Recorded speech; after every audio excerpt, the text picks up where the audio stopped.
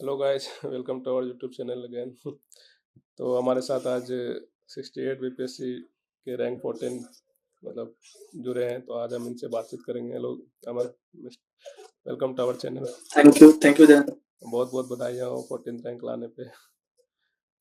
Thank you. तो कैसे हो आप? अभी कहाँ हुई है पोस्टिंग, कुछ पता चला अभी?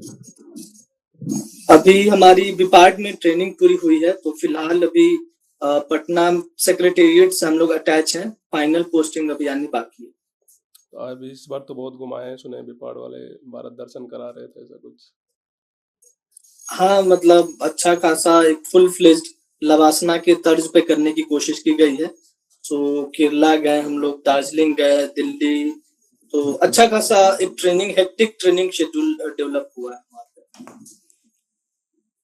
तो चलिए शुरू करते हैं। थोड़ा आप बताइए अपने बारे में, कहाँ से हो, कैसे कहाँ से पढ़ाई करी ग्रेजुएशन, और ये बीपीएससी करने का मोटिवेशन कैसे आया? तो जैसा कि मैं बिहार में भोजपुर डिस्ट्रिक्ट से हूँ, और जमुई में एक स्कूल है सिमुलतला आवासीय विद्यालय, वहां से मैंने 12वीं तक की परीक्षा की थी। उसके बाद जैसा कि होता है कि फिर वो एक इंजीनियरिंग करना है, तो जेई की तैयारी करते हैं हम लोग। तो वो करते हुए फॉर्चुनेटली मैं आईआईटी बीएचयू में एडमिशन हुई मेरी। एंड देन उसके बाद फिर कॉलेज के टाइम में मुझे कहीं ना कहीं लगा कि पब्लिक सर्विस में मैं जाना चाहता हूँ। तो वहां से फिर दिल्ली गया तैयारी करने हुए, और यूपीएससी बीपीएससी जो भी एग्जाम्स थे सेम तरह की उनकी तैयारी कर रहा था, और फाइनली 68 बीपीएससी मेरा सिलेक्शन हुआ। ये आपका पहला अटेम्प्ट था 68? टेक्निकली ये बीपीएससी का मेरा मेरा पहला अटेम्प्ट था, क्योंकि 67th का जो अटेम्प्ट था वो पेपर कैंसिल हो गया था, तो मैं दे नहीं पाया था। लेकिन इसके पहले मैं यूपीएससी के 2-3 अटेम्प्ट दे चुका था, और यूपी पीसीएस का भी एक इंटरव्यू दे चुका था। तो टेक्निकली कहने में अच्छा लगता है कि पहला अटेम्प्ट था मेरा, लेकिन लोग समझ नहीं पाते कि पहले अटेम्प्ट के पीछे कितने अटेम्प्ट्स होते हैं। तो यूपी वाला था, उसमें इंटरव्यू के बाद क्या हुआ मतलब? हाँ, वहाँ इंटरव्यू राउंड तक मैं गया था, बट अनफॉर्चुनेटली 18 मार्क्स से मेरा सिलेक्शन वहाँ रुक गया था। So that was a big setback. उसके बाद से और बीपीएससी के प्रति और ज्यादा रुझान मतलब हो गया कि अब अपने स्टेट में जाएंगे, तो फॉर्चुनेटली अच्छी सर्विस और रैंक आ गई। तो इतना सब हुआ, आपने यूपीएससी का अटेम्प्ट दिए, यूपी में लास्ट राउंड तक जाके इंटरव्यू देके फिर नहीं हुआ, तो इतना होने के बाद अपने आप को मोटिवेट कैसे रखते हो कि लाइक करना ही है, करना ही है, हारना नहीं है? तो अभी जैसे हम लोग या और भी एस्पायरेंट्स होते हैं, वो 2 अटेम्प्ट देते हैं, फिर बोलते हैं क्या है, सही डायरेक्शन में जा रहे हैं कि नहीं जा रहे हैं, ये करना है भी है कि नहीं, और कुछ भी ऑप्शन रखते हैं। ऐसा आपके साथ ऐसा क्या था, मतलब कैसे अपने आप को मोटिवेटेड रखे? नहीं, मतलब एक इंग्लिश में कहावत है, बर्न योर ब्रिजेस। जब आप एक बार निकल जाते हो तो उस रास्ते को आप जला दो। सो मैंने कॉलेज में मतलब वो जो कोडिंग करने के लिए जो स्किल चाहिए उस पे काम नहीं किया था, क्योंकि वहीं से था कि यूपीएससी करना है। सो लास्टली रह गया कि अब यूपीएससी या फिर स्टेट पीसीएस यही जा सकते हैं। सो पहली बात ये कि मेरे पास ऑप्शंस यही थे। दूसरी बात की कहीं ना कहीं भरोसा था, मतलब लोगों से इंटरेक्ट करने के बाद पहला अटेम्प्ट हम लोग देते हैं तो लगता है कि हाँ सब सही है, पहले अटेम्प्ट में रैंक 1 ला के सब कुछ हो जाएगा। लेकिन धीरे धीरे पता चलता है कि नहीं, अपने आप में बहुत ज्यादा हर एक स्टेज पे लोग लगे हुए हैं। सो कहीं ना कहीं अपने आप पे फेथ होना बहुत जरूरी है, और वो फेथ कब आता है, जब आप अपने आप को एनालाइज कर पाते हो। सो मुझे पता था कि स्टेट पीसीएस का मौका मिलेगा मुझे देने का, मेंस इंटरव्यू तक तो मैं जरूर कहीं ना कहीं आगे निकाल दूंगा, और वैसा ही हुआ। ये तो सबसे बड़ी बात है, खुद पे फेथ रखना है ना, मतलब कि हम कर सकते हैं, हम जी ये जी। गाइस तो आप लोग नोटिस कर लें, हिम्मत नहीं हारना है, खुद पे भरोसा है तो कुछ भी कर सकते हो आप। तो अभी 69th का भी एग्जाम दिया था आपने? हाँ जी, 69th का भी, क्योंकि वो 68th का रिजल्ट हुआ नहीं था उस समय, तो 69th का भी प्रोसेस में दिया था मैंने। तो क्लियर हो गया प्रीलिम्स, फिर अभी मेंस का रिजल्ट का वेट कर रहे हैं? हाँ, 69th का प्री क्लियर हो गया था, मेंस भी मैंने दिया। एक्चुअली 68th के इंटरव्यू और 69th का मेंस साथ साथ ही चल रहा था। सो अपने चांसेस बढ़ाने के लिए दोनों पे अपीयर होना जरूरी था, तो वो दिया, और अभी 69th का मेंस का रिजल्ट तो अभी अवेटेड ही है। तो क्विज 20 आपने आपको कैसे मदद करी इस 69 हाँ, के तो प्रिपरेशन में? जी बिल्कुल, वहीं पर 69th का जब मैं दे रहा था प्री, तो वहाँ पे जो हमारे म्यूचुअल फ्रेंड है उनके थ्रू पता चला था इस ऐप के बारे में। And then previous year question जो कि अभी भी मैं जब लोगों को बताता हूँ तो पीवाईक्यू के इम्पोर्टेंस को बहुत ज्यादा उस पर स्ट्रेस करता हूँ। तो उस ऐप में जो पीवाईक्यू के फीचर्स हैं ऑनलाइन कर लेना, मतलब कैजुअली लेटे लेटे कई बार मैं क्वेश्चन सॉल्व कर लेता था, तो वो फीचर काफी सही था और वहां पे मैंने उसको कई दिनों तक प्रीलिम्स के लिए यूज किया था। तो ये आप स्क्रीन पे देख सकते हैं अभी बीपीएससी का ये ऐप है क्विज 20। ये आप लोग डाउनलोड कर सकते हैं। बीपीएससी स्पेसिफिक ऐप है जो कि अभी मतलब नहीं मिलेगा कहीं भी। इसमें आप इंग्लिश में, हिंदी में, PYQ, mains, prelims, mock test, Bihar special जो कि नॉर्मली कहीं नहीं मिलता आपको, बिहार स्पेशल वगैरह, और notes, topic wise questions, like अभी सब कुछ है। और अभी नया फीचर ऐड हुआ है कि आप अपने आप से क्विज बना के दोस्तों के साथ क्विज शेयर कर से दोस्तों के साथ देख सकते हो कि कहाँ पर स्टैंड कर रहे हैं। और अभी रोज लाइव क्विज अभी कराया जा रहा है, मॉक टेस्ट भी कराया जा रहा है। तो ठीक है, आप लोग एक बार चेकआउट कर सकते हैं, क्विज 20 ऐप है। तो थैंक यू अमन रिकमेंडेशन के लिए। आगे बढ़ते हैं। और जो भी आपने तो 67th नहीं दिया है, बट आप जब पीवाईक्यू सॉल्व कर रहे होंगे तो आप देख रहे होंगे कि 67th और 66 लाइक एक इजी लेवल पे था, और अभी 68 से इन्होंने पैटर्न चेंज कर दिया। 69th में तो और भी ज़्यादा, मतलब करंट अफेयर से क्वेश्चन देख लो, इकोनॉमिक्स के देख लो, और ये सब मतलब काफ़ी, और मेंस के भी पैटर्न चेंज हुए हैं। तो आपने तो पहले नहीं दिया था, तो आप लाइक पैटर्न चेंज का तो आपसे बात नहीं कर सकते, बट आप कैसे इसको टैकल किए? यूपीएससी के प्रिपरेशन में फ़ायदा हुआ? यूपीएससी के प्रिपरेशन करे थे इससे फ़ायदा मिला, या फिर आपने कुछ स्पेसिफिक करा इसके लिए? जी बिल्कुल, यूपीएससी का जो प्रिपरेशन था, जो कोर प्रिपरेशन था, उसका फायदा मुझे मिला क्योंकि जो पैटर्न चेंज हुआ है वो यूपीएससी के लाइंस पे होने लगा।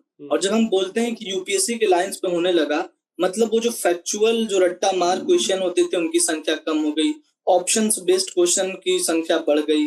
तो कहीं ना कहीं जो मैंने यूपीएससी की तैयारी की थी, यूपी पीसीएस की तैयारी की थी, तो उनका फायदा कहीं ना कहीं मुझे मिला था इस चीज में। तो आप ये सजेशन देना चाहोगे कि आप सबकी तैयारी करो, या फिर एक डेडिकेटेड बीपीएससी या यूपीपीएससी की तैयारी करो, ऐसा?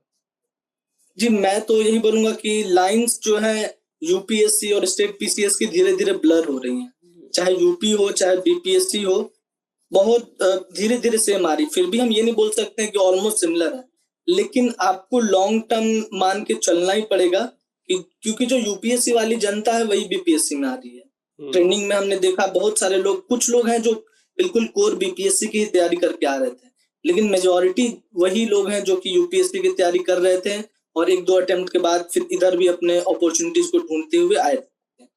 सो इट्स नॉट लाइक कि आपको टोटली यूपीएससी वाले बुक लिस्ट पर शिफ्ट करना है, लेकिन बीपीएससी का जो कोर बुक लिस्ट होता था उसको थोड़ा एक्सपेंड करने की जरूरत है। वहाँ एनसीईआरटी को इंक्लूड करने की जरूरत है।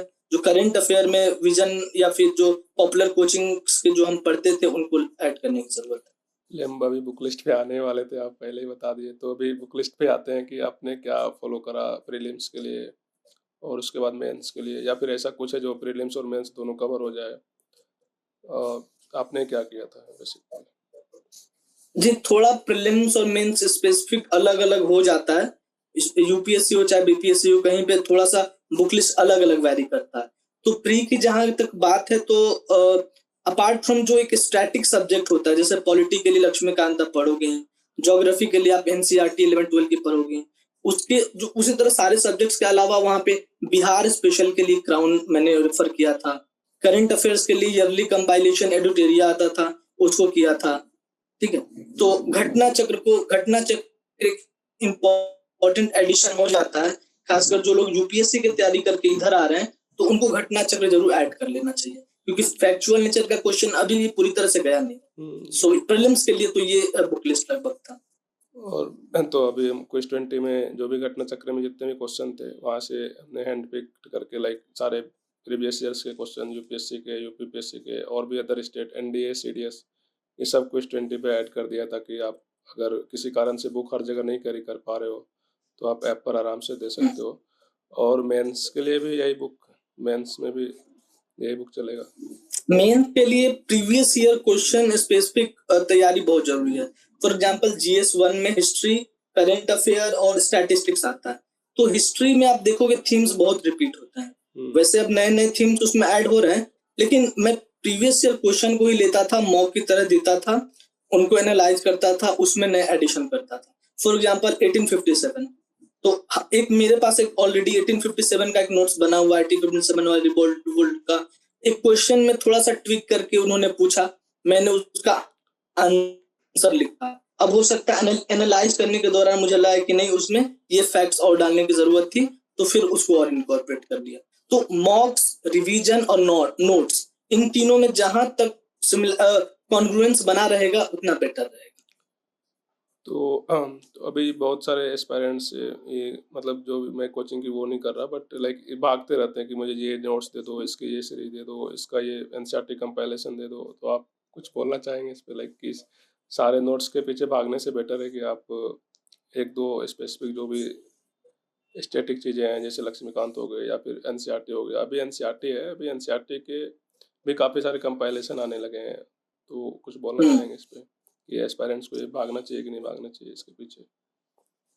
देखिए, कोचिंग कहीं ना कहीं मेरा जहां तक एक्सपीरियंस रहा है, कोचिंग कहीं ना कहीं हमारा काम आसान करता है। जो कोचिंग के नोट्स होते हैं वो समराइज करके देता है, लेकिन वो तब जब आपके पास कोई और ऑप्शन है नहीं, वो एक नेसेसरी इविल बन जाता है। अब फॉर एग्जांपल अभी 1670 बीपीएससी प्रीलिम्स होने वाला है और आपने अच्छे से पढ़ाई नहीं की है किसी पर्टिकुलर सब्जेक्ट की, तो आपके पास नोट्स के अलावा जानने का कोई तरीका नहीं है। लेकिन वो एक फुल प्रूफ तरीका नहीं है। फुल प्रूफ तरीका तो होता है जब आप बिल्कुल स्टैटिक बुक आपने पढ़ लिया, उसको रिवाइज कर लिया। सो आपको कहीं ना कहीं इस चीज को मान के चलना पड़ेगा कि नोट्स अपने आप में सफिशिएंट नहीं होते हैं। सफिशिएंट इस यहाँ पे कुछ नहीं है। बेटर यही है कि आप बिल्कुल जो स्टैटिक बुक है उनको पढ़ो, खुद से डेवलप करने की कोशिश करो। जी बहुत सही बोल रहे हैं। अभी एक हमारे जो हमारे साथ जुड़ी है वो एक क्वेश्चन पूछ रही थी कि हिस्ट्री में डेट्स याद नहीं रहते, तो उसके लिए क्या करना चाहिए, मतलब बार बार पढ़ना चाहिए या फिर आप कुछ और सजेशन देना चाहेंगे? देखिए, सबसे पहले डेट्स याद नहीं रहते ये अलग मुद्दा है। डेट्स कितने इम्पोर्टेंट है हिस्ट्री में। आपसे किसी ने कोई सवाल पूछा हिस्ट्री का और अगर आप टाइमलाइन ही नहीं दे पा रहे हो तो फिर वो हिस्ट्री का सेंस ही नहीं बन पाएगा। सो एग्जामिनर तो एक वो आंसर जिसमें डेट्स कहीं मेंशन नहीं है और एक वो आंसर जहां पर डेट्स मेंशन्ड है। For example simple quit India movement है तो किसी ब्रैकेट में किसी ने 1942 लिख दिया या फिर पर्टिकुलर डेट भी दे दी कि 8 अगस्त से शुरू हुआ था, तो इम्पैक्ट पड़ता है। तो क्यों डेट्स याद रखने क्यों जरूरी है? क्योंकि इम्पैक्ट पड़ता है, इससे आपको उससे मार्क्स मिलते हैं। तो जब ये क्लियर हो जाएगा मोटिवेशन तो आप पढ़ोगे। दूसरी बात कि करना कैसे, तो आप इसको लिखते रहो, देखते रहो। एक बार में नहीं होगा, 2-3 बार देखो, लिखो, रिकॉल करते रहो। आपको उस चीज को जीना पड़ेगा कि ओके ठीक है, अब ये कहीं भाग नहीं सकते हैं, तो आप उसको 5-6 बार देखोगे, लिखोगे तो अपने आप हो जाता है, रिटेन कर जाता है अपना ब्रेन में। सो हिस्ट्री के लिए डेट्स बहुत जरूरी है। जो भी चीज़ें आप बार बार देखोगे उसको लाइक रिकॉल करोगे, रिवाइज करोगे, तो वो चीज़ें याद हो तो जाती है। तो थैंक यू। और मेंस पे थोड़ा डीप में बातें करेंगे क्योंकि एक तो पैटर्न चेंज कर दिया इन्होंने। पहले था कि 6 क्वेश्चन होते थे उसमें से कोई 3 करना होता था, तो अपन 3 पढ़ के चले जाते थे। अभी क्या है कि एक ही क्वेश्चन में 2-2 ऑप्शन करके दे रहे हैं, और एक फर्स्ट क्वेश्चन जो है शॉर्ट आंसर, तो शॉर्ट आंसर में भी काफ़ी कुछ। तो आप लाइक कितना लिखते हैं, कितना लिखना होता है, कैसे टाइम मैनेज करते हैं, आंसर राइटिंग की प्रैक्टिस करते हैं, तो उसको फिर कैसे देखते हैं अपने आप को, कैसे जज करते हैं कि हम सही लिख रहे हैं या नहीं लिख रहे हैं, ये सब जानना चाहेंगे आपसे। देखिए, जैसे कि मैंने बोला कि मैं मॉक्स के पीवाईक्यू को ही मॉक्स की तरह देता था, तो उससे क्लियरली मेरे को पता चल जाए कि कितना मेरी तैयारी है, मेरी स्पीड कितनी है। ठीक है, 3 घंटे का पेपर होता है। सो मेरी ये स्ट्रैटेजी, पेपर अगर बिल्कुल एग्जाम में स्पेसिफिक बताऊं तो लॉन्ग क्वेश्चन को मैं पहले अटेम्प्ट करता था, क्योंकि शॉर्ट क्वेश्चन से मैंने जहां तक देखा है, मार्किंग जैसे होती है, 8 नंबर के क्वेश्चन आते हैं। आपने बहुत अच्छा लिखा तो आपको 4 या 5 मिलेंगे, सही बात। आपने एवरेज लिखा तो 3 या 4 मिलेंगे। सो वहां पर उस चीज का डिफरेंस बहुत कम है। लेकिन लॉन्ग आपने अगर अच्छा लिखा तो आपको 22 भी मिल सकते हैं, और बहुत अच्छा नहीं लिखा तो 15 भी मिल सकते हैं। ओके, सो यहाँ पर आप लॉन्ग को पहले अटेम्प्ट करो। शॉर्ट को 2 पेजेस भरना हो सकता है, पॉसिबल ना हो तो 1.5 पेज भरो। आप उसमें डायग्राम्स का बहुत ज्यादा यूज करो। होता क्या है ना कि हम लोग बोर्ड्स के जिस तरह से आंसर लिखते हैं तो बिल्कुल भर भर के लिखते हैं, लेकिन जब आप यूपीएससी के टॉपर्स की कॉपी देखोगे तो आपको पता चलेगा कि डायग्राम, स्केचेस, ये सब बहुत इनकॉर्पोरेट करते हैं और ये वर्ड्स को लिखने के लिए जो स्पेस होता है उसको एक मैनेज कर लेता है। सो आपको इस तरह से कॉपीज को देखनी होंगी, लिखनी होंगी, तभी होगा। बहुत बहुत अच्छा सजेशन दिया है। इंटरव्यू पे आते हैं। अभी प्रीलिम्स हो गया, मेंस हो गया, अभी इंटरव्यू में कुछ कैसे क्या क्वेश्चंस पूछे तो कुछ याद हो तो बताइए, या फिर कितने देर का होता है, कितने पैनल्स होते हैं, क्या क्या पूछते हैं, करंट से रिलेटेड पूछते हैं? इंटरव्यू तो मोस्ट एक्साइटिंग पार्ट होता है जो भी प्रिपरेशन का। सो मतलब एग्जाम स्टेजेस का। सो वहां पर लेकिन यूपी बीपीएससी इंटरव्यूज की ये बात है कि 8-10 मिनट ही चलते हैं, अनलाइक यूपीएससी जहां पर ये आधा घंटा 25 मिनट होता है। तो 8-10 मिनट में इंटरव्यू आपका होना है, तो वहाँ इंप्रेशन बहुत इंपॉर्टेंट हो जाता है। आप किस तरह से बोल रहे हो, कहीं आप गलत बोल रहे हो उससे प्रॉब्लम नहीं है, लेकिन आप किस तरह से अपने आप को प्रेजेंट कर रहे हो ये इंपॉर्टेंट होता है। तो मुझे जहां तक याद है मेरा करीमी सर का बोर्ड था। सो मुझसे मेरे ऑप्शनल पॉलिटिकल साइंस पे बहुत ज्यादा सवाल पूछे गए थे, मेरी हॉबीज पे सवाल की गई थी, और मेरा जो इंजीनियरिंग का जो बीटेक का जो सब्जेक्ट था उस पर पूछा गया था। तो कुल मिला के 9-10 मिनट ही चले थे और एक इंगेजिंग था, मतलब I enjoyed that process. Okay. और ऑप्शनल भी आपने जिक्र किया है, तो ऑप्शनल पॉलिटिकल साइंस लाइक अभी नॉर्मली ऑप्शनल का उतना वैल्यू रहा नहीं पहले जितना, अभी बस एज ए क्वालिफाइंग कर दिए हैं। पहले 300 नंबर का एक ऑप्शनल होता था, तो अभी कुछ बोलना मतलब कुछ सजेशन देना चाहेंगे ऑप्शनल कैसे चूज करें, या फिर हिस्ट्री चूज कर लें क्योंकि हिस्ट्री तो पढ़ते ही हैं, हिस्ट्री ज्योग्राफी ऐसा कुछ? देखिए, ऑप्शनल का ये है कि मैंने 2 अभी बीपीएससी के अटेम्प्ट्स दिए थे, 69th वाला भी दिया था। तो उसमें मैंने 68th वाला जो पीएसआर का ऑप्शनल देखा, वो पेपर बहुत थोड़ा कंपैरेटिवली इजी था, लेकिन 69th में मैंने देखा कि थोड़ा टफ बना दिया था उसको। सो अभी यहाँ पर ये खेल सकता है, एग्जामिनर जो है इस पे खेल सकता है। सो आई विल स्टिल रिकमेंड कि आप ऑप्शनल वही चूज करें जिसमें आपने इन डेप्थ पढ़ा है। ये मिला के नहीं करे कि अच्छा जीएस यहाँ से कवर हो जाएगा तो वो कर लेंगे, मुझे ये पर्सनली बहुत सही तरीका नहीं लगता है। सो अगर आप यूपीएससी की तैयारी करते आए हैं और आपने एक ऑप्शनल चूज किया था तो बेटर गो विद दिस, ठीक है। अगर आप बिल्कुल फ्रेश आए हैं और आप एक ऑप्शनल चूज करना चाहते हैं तो बेस्ट तरीका ये है कि आप जो पीवाईक्यू 68 69th में हुए हैं उनको, जो भी आपने 2-3 सब्जेक्ट शॉर्ट लिस्ट किया होगा उनको उठाइए, उनको लिखने की कोशिश कीजिए, और उसके बाद फिर जो यूपीएससी का मटेरियल है उस ऑप्शनल से रिलेटेड उसको लेके आप पढ़िए। तो इग्नोर नहीं करना चाहिए इस पार्ट को। तो हमारा प्रीलिम्स, हमारा मेंस, हमारा इंटरव्यू, हमारा ऑप्शनल सब हो गया। एक पार्ट बचता है अभी मेंस में, ऐसे राइटिंग। ये पहले नहीं था, ऑप्शनल के जब इन्होंने ऐसे राइटिंग लाया। तो इसमें 3 सेक्शन होते हैं। थर्ड सेक्शन जो बिहार के प्रोवर्ब्स होते हैं उस पर लिखना होता है। तो आप थोड़ा बताएंगे कि आपने कैसे तैयारी करी, कैसे लिखा स्पेसिफिकली थर्ड वाले सेक्शन में? जी बिल्कुल, जो थर्ड वाला सेक्शन है काफी यूनिक है, मतलब कहीं स्टेट पीसीएस में इस तरह का फीचर नहीं है कि बिहार स्पेसिफिक देंगे। तो उसके लिए क्या है ना कि आप जो बिहार स्पेशल कंटेंट प्रीलिम्स या मेंस के लिए पढ़ रहे हैं वही आपका फॉर्डर मटेरियल, ठीक है। तो आप उसके जैसे आपने पढ़ा कि बिहार में क्या खास है क्या नहीं, बिहार की हिस्ट्री में क्या ऐसा है, तो जो बिहार स्पेशल टॉपिक आएगा उसमें आप उसको थोड़ा सा बिहारीपन उसमें डालिए, उसमें दिखाइए कि आप देसी मिट्टी से जुड़े हुए हैं, और प्रोवर्ब्स यूज कीजिए उसमें। कुछ एग्जाम्पल्स अगर कोई चल रहा है, बहुत लोकल चल रहा है, फॉर एग्जाम्पल मैथिली ठाकुर को अम्बेसडर बना दिया गया इलेक्शन कमीशन का, तो उनकी जर्नी को आप लेके कर सकते हैं। दशरथ मांझी है, तो मैंने ऐसे 10-15 एनेक्डोट्स इकट्ठा किए थे। दशरथ मांझी हो गए, वशिष्ठ नारायण जी हो गए, आनंद कुमार हो गए, जो पद्मश्री 2-3 को मिला था उस साल जिस साल एग्जाम हुआ था, तो उनकी कहानियां क्या है उनको इकट्ठा की थी मैंने। तो आप उन चीजों को इकट्ठा करो, मॉक्स में इनको यूज करो, और आप देखोगे कि एग्जाम में भी आप फिर इन्हीं चीजों को उतार रहे होगे। सो इसके लिए बहुत परेशान होने की जरूरत नहीं है। अगर आपको इससे लिखना आता है अच्छे से तो बस इनको बिहार कंटेंट को उसमें ऐड कर लेना है। और बाकी 2 सेक्शन? बाकी 2 सेक्शन वो एज यूजुअल जैसे यूपीएससी के टॉपर्स की कॉपीज होते हैं, आप उनको पढ़िए।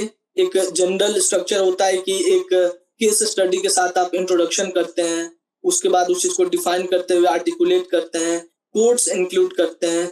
ऐसे को कई बार लोग जीएस समझ के उसमें फ्लो चार्ट वगैरह बनाने लगते हैं, जो बिल्कुल सही नहीं है। तो वो आपकी लैंग्वेज की दक्षता की परीक्षा है। सो आपको वहां पे अपने आप को एक्सप्रेस करना है। आप मेटाफर्स यूज कीजिए, मूवीज को कोट कीजिए। ओलंपिक्स में बहुत सारी अभी इंटरेस्टिंग कहानियां चल रही हैं, उन चीजों को कोट कीजिए। तो जितना आप प्रेजेंट और पास्ट के एग्जांपल्स, रेलेवेंट एग्जांपल्स को डालिएगा, उतना ज्यादा वो एग्जामिनर को अच्छा लगेगा। सही है, बहुत बहुत अच्छा एक्सप्लेनेशन दे रहे हैं। और जी। करंट अफेयर्स का जो पार्ट होता है मेंस में, क्योंकि आप बोल रहे हो कि पीवाईक्यू लगाते हो मॉक्स के तरह, बट करंट अफेयर्स का तो आप पीवाईक्यू नहीं लगा सकते, वो तो अभी जो करंट चल रहा है उस पर फोकस करना होगा, तो उसके लिए क्या किया था? करंट के पीवाईक्यू तो आप नहीं लगा सकते, लेकिन पीवाईक्यू जरूर देखना है, क्योंकि आपको पता चलेगा उसमें कि किस टाइप की थीम्स बीपीएससी उठाता है, पहली बात। दूसरी बात, आप देखोगे कि बहुत ब्रॉड थीम्स ही आते हैं। तो जो सपोज विजन की मंथली मैगजीन है, तो आप उसके इंडेक्सेस में जाओ, इंडेक्स में देखो जो सबसे इंपॉर्टेंट इश्यूज हुए हैं पॉलिटी में, इंटरनेशनल रिलेशंस में। For example Russia Ukraine war बहुत दिनों से चल रहा है, इजराइल पैलेस्टीन कॉन्फ्लिक्ट बहुत दिनों से चल रहा है, तो डेफिनेटली क्वेश्चन आ सकता है, और डेफिनेटली पास्ट में भी इन पे सवाल बने ही होंगे। तो आप उन ब्रॉड थीम्स को उठाओ, उन पे नोट्स बना लो, और उसके बाद आर्टिकुलेट करना सीखो, क्योंकि अनलाइक यूपीएससी जहाँ पे या तो आपको 2 पन्नों में लिखने हैं और 3 पन्नों में लिखने हैं, यहाँ पे 5-6 पन्ने आ जाते हैं। सो आपको एक छोटी सी बात को कैसे उसके बैकग्राउंड में घुस के उसको एलेबोरेट करना है, वो आना चाहिए। So it's all about explaining things.